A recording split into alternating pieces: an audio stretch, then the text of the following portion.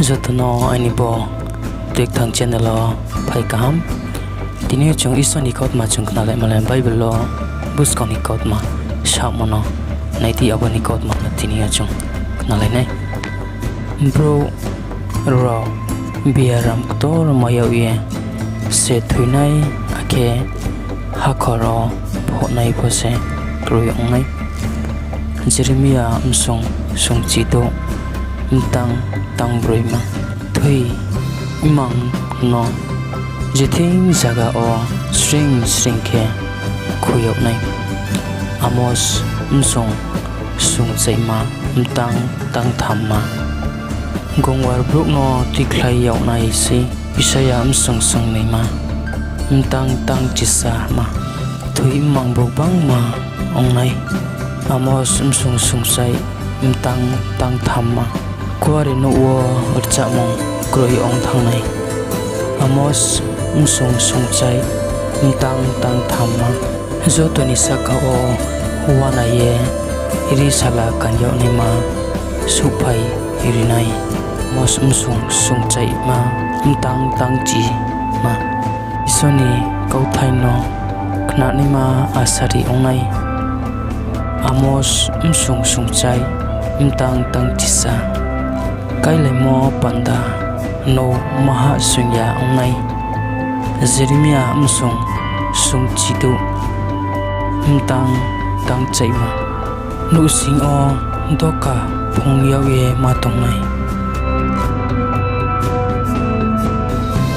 sumui payo ni ma sale su phai ha Amos msong sung chai tang nei ma Akita kurong Bible lo boni Kaut marau skang ni ching ose Si sau pa ye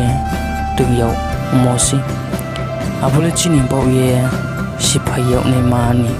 Mthai masi Chini thang mul o Snap nai ni Mani si Akitre Bible Mtang rao Chong Mayu Ani mong o Ring layo nai Ani bro ro se sasok no Ste ke bom klairi ye Jire sare ang no urtu ke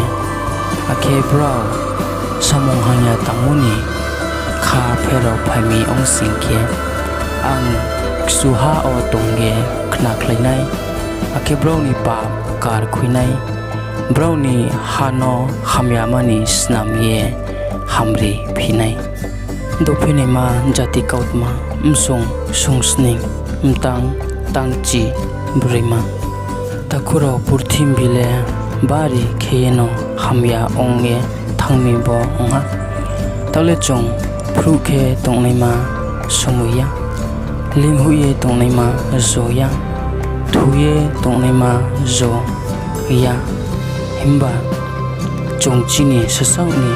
papni bo ye chusyang isoni thing o ko si chungzo to isoni thing o bal khie wan suma sailai ye tongnai ma somishi are angke se isor chini desoni bingtai ongmono slai ye huinai isor se chini wan suma saimo bai ki bo purthimni bingtai no hamri nai takuro tinia chung isoni bo Kaut ma kaut thai chung khna lai mondi apo tre chung jo to simai nei bai imchi mai nai chung so to no iso srabon nim to aketre thaya jo to no mak siu jejon bo ani channel subscribe ke akoro tini na subscribe ke tini ti bus ka on na bodi ma video